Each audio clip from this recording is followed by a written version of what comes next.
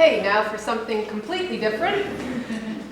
I'm going to be talking about some of the good news with regards to the church and climate change. And it's kind of appropriate that I'm talking about something to do with religion because I have one of those spring colds that comes straight from hell. So I believe there's something in common to all of the world's major religions and wisdom traditions, and could be speaking about any of the religions that are found here. However, I'm going to be focusing on Christianity and more specifically the Roman Catholic Church. But I believe they all have this idea of the green rule, which is do unto the earth as you would have it do unto you.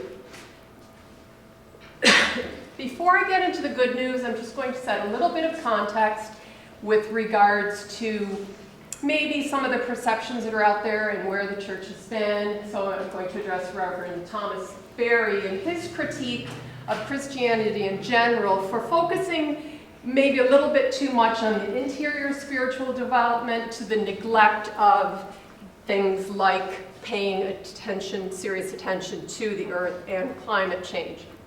Also, although there's nothing in the Catholic teaching to say that climate change effects have something to do with end times or it's God's punishment, there still are perceptions by some people that these things might be connected to end times, or it might be God's way of punishing us.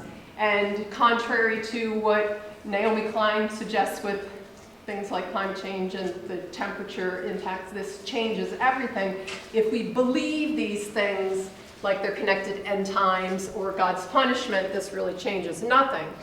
Similarly, if we say we can just pray it away and God will take care of it, and this also connects to a positive psychology or a healthy-minded attitude that says things will get better, we don't need to worry about that. So all of these things can contribute to obstructionist attitudes, and we also see this in some political commentary, some media pieces. So for example, we have people like Donald Trump in his tweets, and we have polls that suggest that in 2015, only a quarter of Catholic Republicans connected global climate change impacts to human activity. If I had more than 5 minutes, we could talk about some anthropological errors, some theological and ecclesiological implications, but we're not going to get into that. Essentially, we have this idea that climate change is a wicked problem. There's a lot of uncertainty out there, there are no simple solutions, and it's a slowly evolving problem. So if you're not on top of the science, and if you I mean, a lot of you in this room would be able to look at this chart that was in The Economist and make sense of it. But many people out there would not be able to make quick sense of something like this diagram.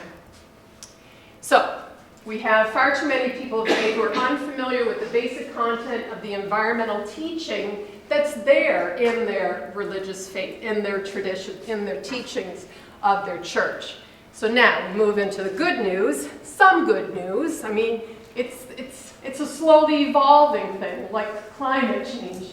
So we have Pope Francis, the leader of the Catholic Church, who he and his team created this document, Laudato Si, on Care for Our Common Home, which focuses on climate change, the impacts of climate change and connected to social justice, global social justice. There is a rich history of Catholic teaching that addresses the attention to the environment and more recently to climate change and climate change impacts. So I could go back much further than the popes that I mentioned here, and we have the Canadian Catholic bishops talking about hearing both the cry of the earth and the cry of the poor in 2003, and also the idea of nature as relation and the relational ethic aspects of this rich history. However, what Pope Francis did was to draw attention to the moral and the spiritual issues of climate change in one document.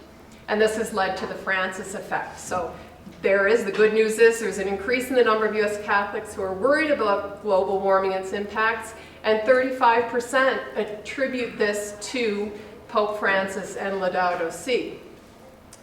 and the work of development and peace, which is connected to Caritas, which is the international development agency with the Catholic Church, the work that they're doing in focusing on parts of the world where, such as Philippines, Honduras, Ethiopia, where climate change impacts are the greatest.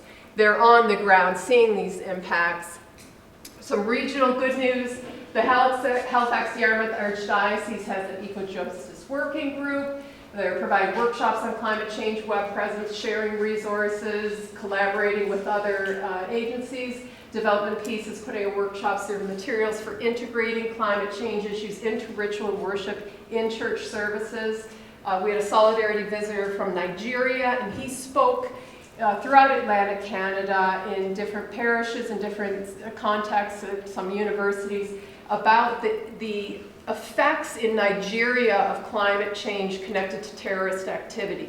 So bringing the Boko Haram, for example, further south into the country.